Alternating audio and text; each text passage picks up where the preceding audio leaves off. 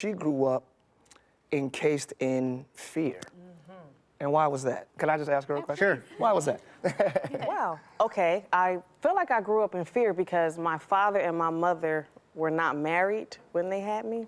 And so I was born out of wedlock. And she was 16. Yeah, and my mom was 16 when she had me. And I always knew that God loved me, but I didn't think he liked me because I didn't come his way. You know, he ordained marriage, and I knew that, and I understood that, and I understood why I was going through so many things because my parents wasn't married. And so I always walked in fear with God because I didn't think he actually liked me. I know he loves everybody, but liking me was a different story. And so I always developed living out of fear. Everything I did was out of fear because I didn't think I was worthy to be here on this earth. And so growing up, you know, I had to live in a house with my stepfather because my real father wasn't around during the time. And imagine living with your stepfather. And so I had a stepbrother who was his real son, who he took care of, and he loved me. But I always creeped around the house because I didn't want to make a mistake because I knew that that wasn't my real father. And it's less grace when you're raising somebody else's child. I didn't want to remind him that he was helping my mom raise me. So I always walked around trying to be perfect because I didn't want this man to realize he was raising me.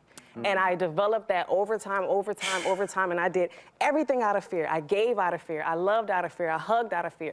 And so I started noticing that when I got older. And so I developed high blood pressure because of that at a young age, because I was trying to live, you know, I didn't really have life inside. I was living in my own strength.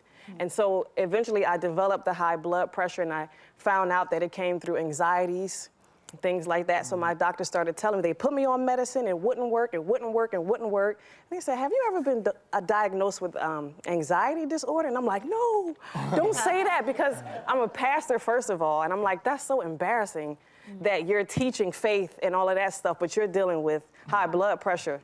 And so I had to go through this metamorphosis with God.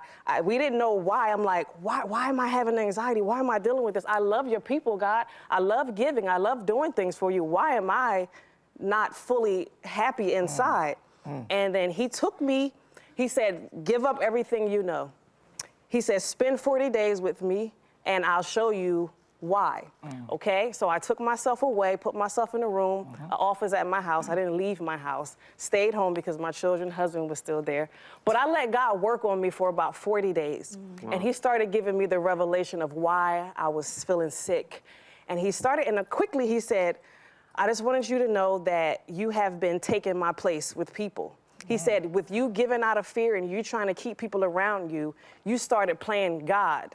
So I would always answer everybody's needs and give money and help pay mortgages and feed, you know, just doing everything that, people pleaser. Removing consequences. Yes, yes, and removing people's consequences. Oh, if you're suffering with a money problem, it can't be your fault. Here you go, take this, take that, take that. And he started telling me from there, he said, you can't play me. He said, that's why you're feeling sick, because nobody can play God. Wow. Yeah, he said, you can be Jesus. He said, I put Jesus in the Bible for an example, but nobody could ever be me. And so I started learning little things. He said, so you're dealing with a little bit of pride and you're dealing with a little bit of, you know, dishonesty because I don't want to tell the truth, because I don't want to hurt anybody's feelings. So she told me I look nice on numerous occasions. No, I did not look nice. I'll tell him the truth, but that's where the anxiety came from. I always try to please people to the point where it made me sick, literally. And God showed me, he said, move yourself out of my way, start looking at my son, Jesus Christ, that's your example.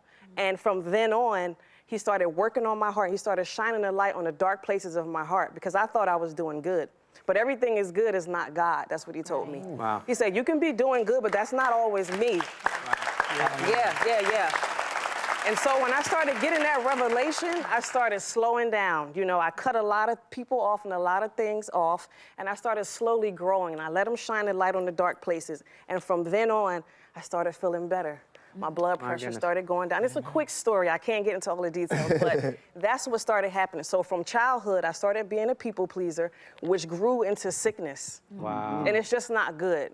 And I came in that journey and married her, not knowing that. So of course, she out of fear would not communicate honestly a lot of things to me. I was crazy too. We experienced moral failure. I was like, I didn't know if we were gonna get divorced or not. Like, is it over for us? She said, yes, it's over. I actually came out here at the Dream Center in Angelus Temple. Yeah, and she had a condo in Jersey, and I was praying to God, like, Lord, you know, I don't want to lose my family. I was in such a desperate and aggressive pursuit of worldly success. I see it like that now, but you know, I'm grateful for the 2 Grammys I had, but that pursuit to get it caused such negligence. You know what I'm saying? Wow. To the point where I sat there with the Grammys, and I'm like, I opened the bottom of it, and it wasn't a check in there. It wasn't anything that could add to my health in the Grammys or to add any value to my family or anything. So I sat there and with the Grammys in my hand, I apologized to my wife. The night I got it, I said, I am so sorry that I went so hard to get these and I ignored this about you, or I didn't pay attention to da-da-da-da-da. And that's another thing God rebuked me about, just the pursuit of your own success. He said, I know the plans that I have for you. Pursue my successful thoughts towards you. And so we split up. She said it's over, and I was just suicidal, like depressed, like, oh my goodness. But the only problem that divorce had with us is that we were both seeking the Lord. She was seeking the Lord on the East Coast, I was seeking the Lord on the West Coast, and he drew our hearts back together. Wow. And we are restored, and we thank God. Wow. Beautiful. Hallelujah. Wow. Yeah, and I don't regret the process. I feel like our relationship is better than it was when we first met. Right. And so you live and learn, and if you can learn through every lesson, your life can always be better. Yeah. But it takes great humility. And I think a lot of relationships or things don't really get restored because people are not willing to be humble enough to receive alignment or to understand. There has to be a level of humility to understand the other person as well, because you just know you're right or you know you're offended or hurt. It takes a little step back, like, hold on, let me see the whole picture. It takes a bit of humility, and I don't think the world It is. takes a lot of humility. Yeah, I was trying to be nice about it, but Nice.